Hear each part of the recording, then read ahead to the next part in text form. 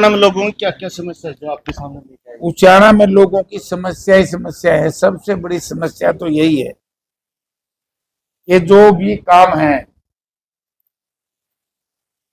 सरकार के डेवलपमेंट के या दूसरे बात देख लो ना, छोटे छोटे काम भी जो समय में हो जाने चाहिए या प्रशासनिक स्तर पे हो जाने चाहिए वो भी आज काम नहीं हो।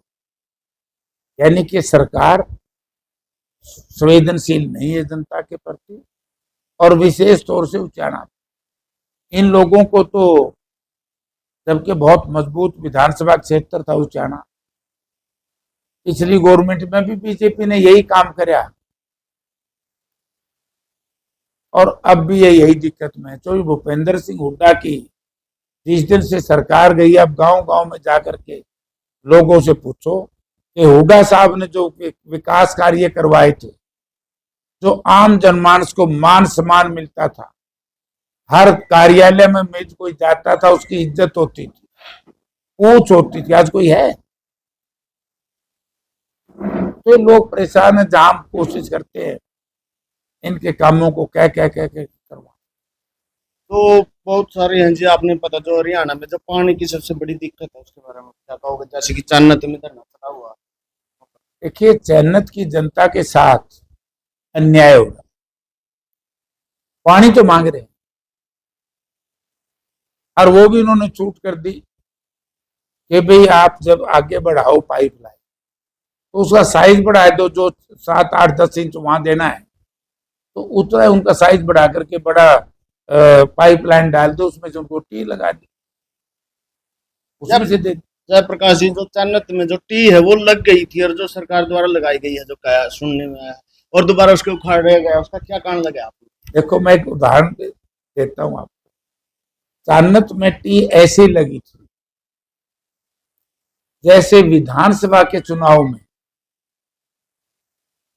कांग्रेस पार्टी की सरकार ना बने उसके लिए एक अडंबर रचा था। आज उसी प्रकार के लोग थे। जनता के साथ तो बड़ा अन्याय किया है, चन्नत की जनता के साथ भी किया, और हरियाणा में भी उस वक्त इस तरह का ये जो लोग थे, ये एक चेन है, चेन दिल्ली से चली। दिल्ली से लोकसभा विधानसभा के चुनाव में चेन चली थी। कांडा साहब ने कह दिया मेरे पास तो टेलीफोन आ गया, मैं तो लोक दल की मदद करूंगा, हैं, और ये जो हम चाहेंगे उम्मीदवार खड़े कर देंगे ताकि कांग्रेस के जो लोग चाहते थे वे बीजेपी सरकार ना बने, कांग्रेस की सरकार बने तो वोट खराब हो जाए। उसी तरीके से सरकार ने एक नंबर रचा, जनता के साथ धोखा किया है। एक ड्रामा रच के आप ये देखिए, 12-15 घंटे तक वहां पर काम हुआ। वहां पर क्या सरकार को पता ही नहीं लगा? सोचने वाली चीज है। सोशल मीडिया में सब कुछ छप गया, मैं इस पर चर्चा ज्यादा नहीं करूंगा। रात को ही छप गया, रात को ही आ गया और सरकार सो ही रही। अगर ये टी गलत थी तो सरकार ने आकर के रोकना चाहिए था। ऐसा तो है नहीं भाई ये कोई सुई या गोजिम ले जाएंगे, मशीनें भी आई हैं इसको लगाने के लिए। तो ये सारा मेरी अपनी एक सोच है कि जनता के साथ धोखा कर रहे हैं किसी भी सिस्टम, और वहां के लोगों की मांग बड़ी वाजिब है और हमारी तो पहले दिन से स्टैंड है तो गांव को पानी दो। जो सुमेश शर्मा था जी, जो टी लेके आया था जो प्रधान, वो कह रहे कि भाई ये टी में घर तो बनाया नहीं, किसी कंपनी की है, और ये सरकारी है, मैं अपने घर से तो लिया, अगर इतने घंटे काम भी चला है और वहां पर जो अधिकारी, मैं तो खुद ही कहने लग रहा हूँ यार, ये सरकार का एक प्लान स्कीम से जो लोग वहां अनशन पर बैठे थे, मेरी अपनी सोच है उनका अनशन खत्म कराने के लिए और इस उनकी मांग को कमजोर करने के लिए एक ड्रामा रचा है।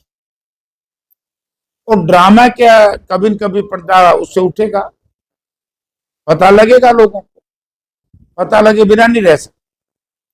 जो लगातार जो चन्नत गांव धरना की कवरेज कर रहे थे कुछ पत्रकार साथी थे, उनके लगभग 25-30 चैनल बैन कर दिए गए हरियाणा सरकार। ये भी गलत है। प्रजातंत्र में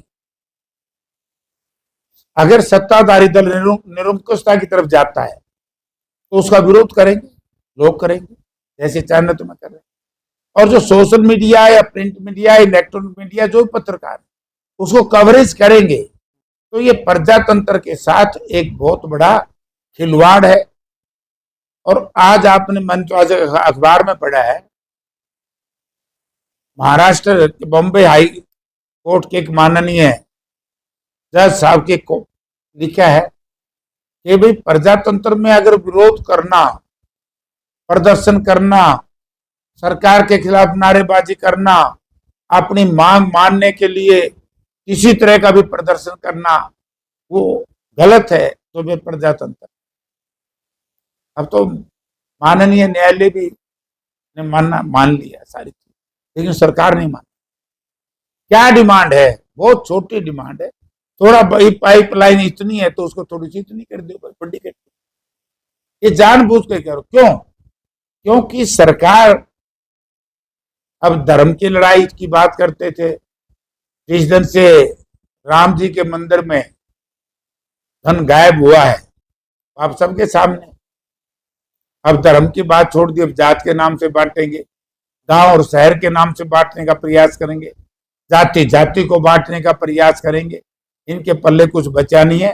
देश की अर्थव्यवस्था, प्रदेश की अर्थव्यवस्था, देश की अर्थव्यवस्था दिन प्रतिदिन कमजोर होती जा रही है, जिसका नमूना आपके सामने है। क्रूड ऑयल, कच्चा तेल इतना निचले स्तर पे आ गया, उसके बाद डीजल और पेट्रोल के दाम कम नहीं किए जा रहे। इसी से पैसा कमा रहे हैं, और ये पैसा आज से नहीं कमा रही पेट्रोलियम कंपनियां, ये 2015 से कमा रही। मेरे ख्याल में कई लाख करोड़ रुपया पेट्रोलियम कंपनीज ने इसमें कमाया है, लेकिन जनता को कुछ नहीं दिया, उपभोक्ता को। तो मामला, अगर अर्थव्यवस्था मजबूत होती तो लोगों की बहुत बड़ी समस्याएं उनको हल होना चाहिए। और हरियाणा सरकार ने तो ऐसा काम कर दिया, हमारे मुख्यमंत्री महोदय दो तीन नई योजनाओं की घोषणा कर देते हैं, पिछलियों को भूल जाते हैं लोग। शायद सरकार को भी ये पता नहीं है कि तुमने कितनी योजना घोषित कर दी, सिर्फ लोगों का ध्यान भटकाने के। आज भ्रष्टाचार चरम सीमा पर है, महंगाई चरम सीमा पर है, बेरोजगारी चरम सीमा पर है, कानून व्यवस्था की स्थिति चौपट हो चुकी है, अपराध चरम सीमा, डेवलपमेंट नाम की चीज नहीं। तो इसलिए इन चीजों को लेकर के, अब आपने देखा ना बच्चों का नीट के मामले को लेकर के इतना बड़ा जुल्म हुआ बच्चों, सीबीएसई के पेपर लीक हो जाते हैं। और हरियाणा में तो मेरे ख्याल में को एचपीएससी एसएससी का ऐसा पेपर है जो लीक नहीं हुआ, और उसके बाद ईबे खर्ची पर्ची वाला बंद करके ना बोलना। अब नहीं बोले बीजेपी वाले बिना पर्ची बिना खर्ची, क्योंकि आम आदमी ने बेरा बैठ गया कि तो बिना खर्ची के तो नौकरी मिलती नहीं, यहाँ तो खर्ची प्रथम। आज ही हर रोज आप अखबारों में देख रहे हैं कि कितने भ्रष्टाचार के केसेस आए हुए हैं, घोटाले, भयंकर घोटाले आए हुए हैं। तो इन सब के मैं तो सरकार से कहना चाहूंगा कि लोगों के साथ न्याय करें, वहां के लोगों को तत्काल आश्वासन दिलवा करके सैन्यत के लोगों को घोषणा करें कि हम जो नई पाइपलाइन आगे बढ़ेगी राजली नहर की तरफ, उसका साइज बढ़ा करके हम पीछे पानी। जयप्रकाश जी, उचाना की बात करें, जो अब बारिश का मौसम है तो शिविर हैं भी बिल्कुल भरे पड़े हुए हैं। जो थाना के पास क्या है, 352 की बात करें, वहां पर कई बार संज्ञान में डाली गई है, लेकिन अभी तक कोई समाधान नहीं हुआ है। वहां पर कई हादसा होने से बार बार बचे हैं, अब भी पानी जो मैं बड़ा औखा बचा हूँ। मैंने एनएचएआई को चिट्ठी लिखी, जो हम टोल टैक्स देते हैं, इसमें यह भी है आवारा पशुओं की रोकथाम एनएचएआई ने करनी है। टोल किस बात का लेती हैं ये? ना कोई एम्बुलेंस का इंतजाम है। ये तो मुझे शहर के लोग, इधर अपने इलाके के लोग आगे, उन्होंने हमारी गाड़ी दूर करी। एनएचएआई का तो कोई, या टोल से तो कोई नहीं आया, कोई एम्बुलेंस टोल से तो नहीं आई। ये तो बिल्कुल अव्यवस्था है, सिर्फ पैसा इकट्ठे करने का एक ढोंग है ये टोल प्लाजा, सुविधाएं कुछ नहीं। तो जयप्रकाश जी, आप लास्ट में जनता को क्या संदेश देना चाहो, क्या करना मैं जनता से एक ही संदेश देना चाहूंगा कि आप लोग आज से लगभग 2 वर्ष पहले सत्ता परिवर्तन करना चाहते थे, लेकिन जिन लोगों ने इस सत्ता परिवर्तन को रोकने के लिए भाजपा जैसी पार्टी को दोबारा सत्ता देने के लिए काम किया है, चाहे लोकसभा का चुनाव हो चाहे वो विधानसभा का चुनाव हो, ऐसे लोगों से सावधान रहे और भविष्य में इस तरह के लोग वो ऐसा ना कर पाए कि जिससे बीजेपी को लाभ हो जाए, चाहे कोई पार्टी हो चाहे कोई हो।